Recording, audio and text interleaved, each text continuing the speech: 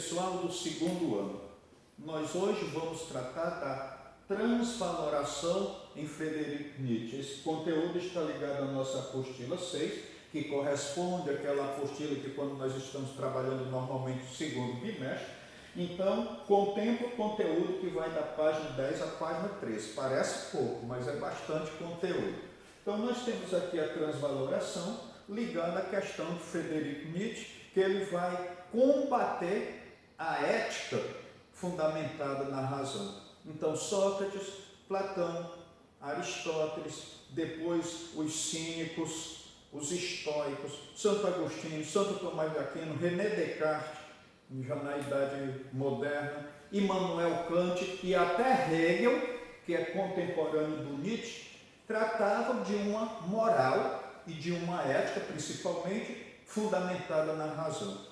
Então, o que o Nietzsche vai criticar? Ele vai criticar essa ética que vai levar em conta só a razão e não vai levar em conta os instintos, que são as pulsões de vida, e não vai levar em conta os sentimentos, as emoções. Então ele vai fazer uma divisão dizendo o seguinte, que nós desde Sócrates até o Hegel, a gente adotou os elementos ligados ao deus Apolo, com características, os elementos apolíneos.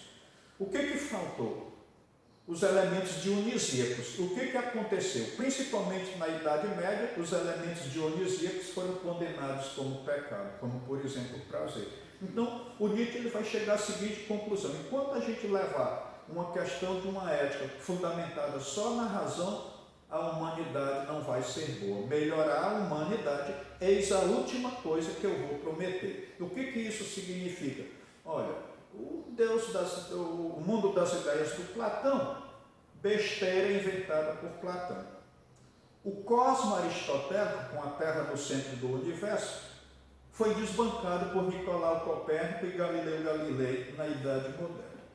O Deus da Bíblia, o Deus das religiões, o Deus do islamismo, picaretagem. Então, a pergunta que você com certeza faria a Nietzsche seria a seguinte: sim, e o que você vai colocar no lugar? Bom, melhorar a humanidade, eis a última coisa que eu vou prometer. Não esperem de mim que eu erija novos ídolos. Ou seja, eu não tenho nenhuma verdade para colocar no lugar das outras. Crie coragem, levante, sacuda a poeira e dê a volta por cima, porque você tem que ser o além do homem. Então, Nietzsche, ele viveu de 1844 e morreu em 1900. Então, aqui nós temos 3 obras dele. Uma é sobre a genealogia da moral. Quem foi que disse que nós somos iguais? Então essa ideia de igualdade é uma ideia maluca trazida pelo cristianismo e pelas religiões. Nós não somos iguais, nós temos um mais impetuoso, um mais inteligente, um QI mais elevado, então nós não somos iguais. Ele vai dedicar um livro inteiro, que é a genealogia da moral, para combater esse ídolo da ilusão, que é a ideia de igualdade.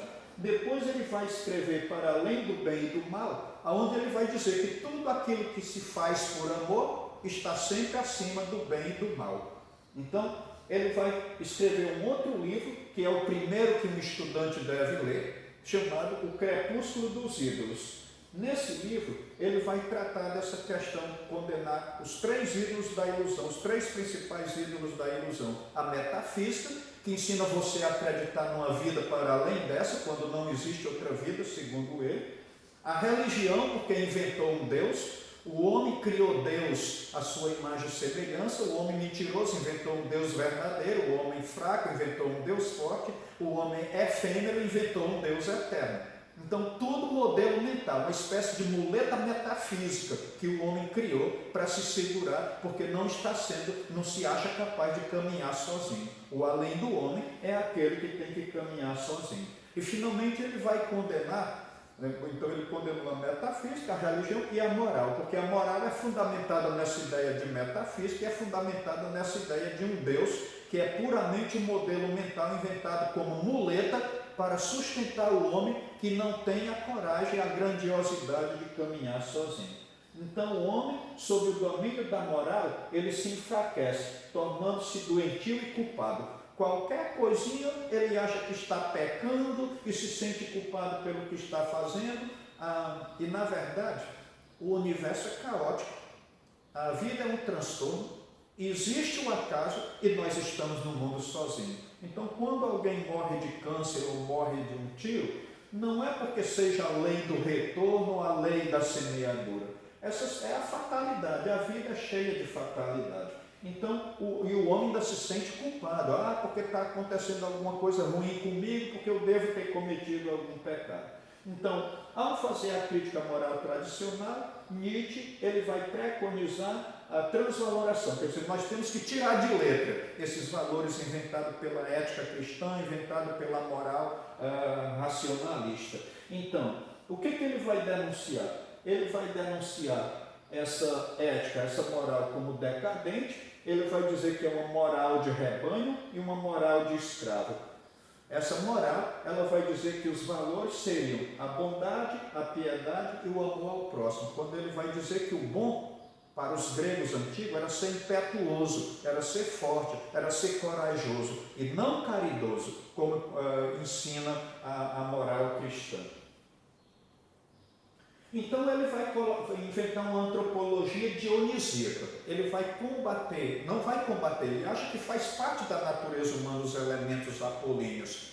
Mas nós não podemos colocar como pecado os elementos dionisíacos, porque eles também fazem parte da natureza humana. Então ele vai desenvolver uma antropologia dionisíaca. Então, onde ele diz que a filosofia, ele vai dizer que a filosofia dele é a filosofia do martelo. O que ele martela? Ele martela os ídolos. Quais são esses ídolos? A metafísica, a religião, a moral, a ideia de igualdade, são os ídolos que ele combate. Então ele critica a metafísica, uma ilusão que deve chegar ao fim, só que ele diz que daqui a 1000 anos ainda vai ter gente acreditando nessa vida eterna e em Deus. Depois ele critica a moral, porque existe a moral nobre, impetuosa, corajosa, astuta e atenta, e a moral de escravo, que é essa moral dos fracos.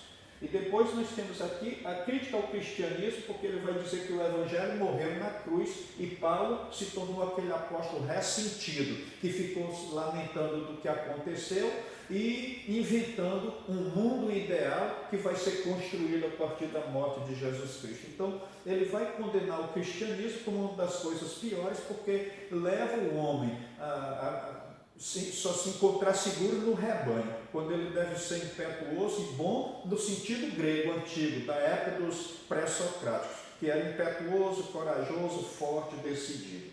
Bom, então aí ele vai propor o quê? O super-homem, o Superman, que significa o além do homem, quer dizer, tirar de letra esses valores inventados pela moral cristã e pela moral de Sócrates, Platão e Aristóteles e chegar ao além do homem. Então, é mais ou menos o seguinte, o amor platônico, que está lá no banquete, ensina um amor ideal, só que nós temos que valorizar o amor real. Então, digamos que eu pego a minha esposa saindo de um motel com um amigo meu, eu devo amar agora a minha esposa, porque agora é muito mais, porque eu conheço ela mais do que...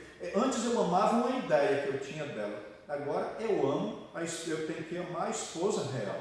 A esposa real, o amor ideal, ele não existe. O que existe é o amor real. Ele vai chamar de amor fati o amor ao destino.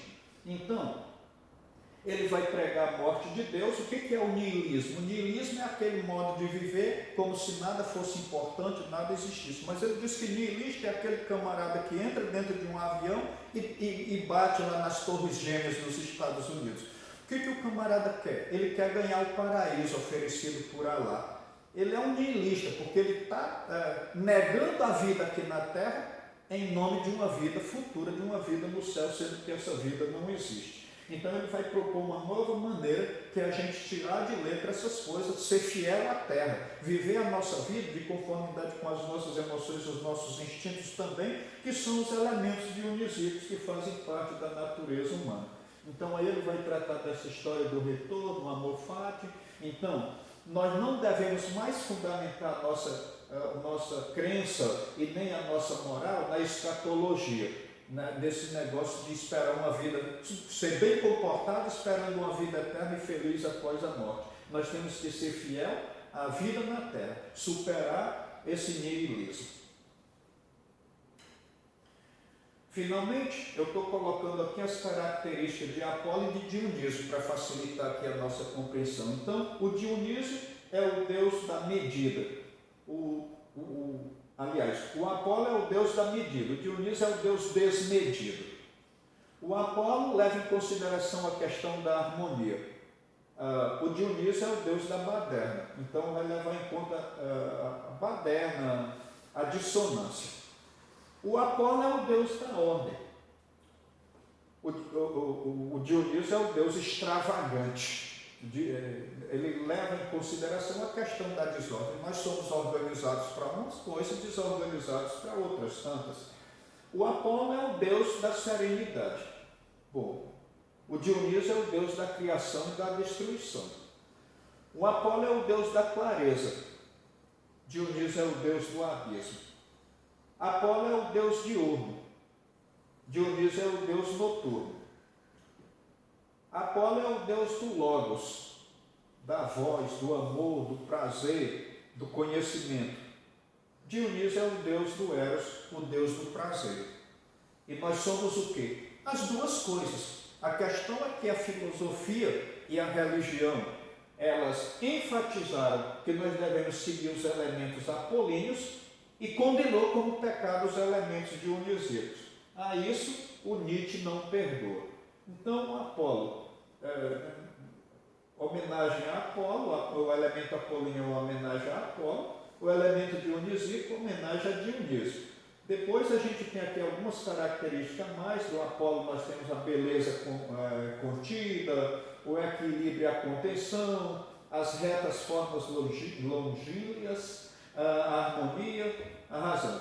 Dionísio, então nós temos a beleza extravagante, nós temos o desequilíbrio, o transbordamento, ele é o deus do vinho, nós temos as curvas e as formas generosas, principalmente na arte. O Dionísio é o deus da exuberância, é o deus da emoção. Então o que nós não podemos fazer? Negar essas duas coisas que fazem parte da natureza humana.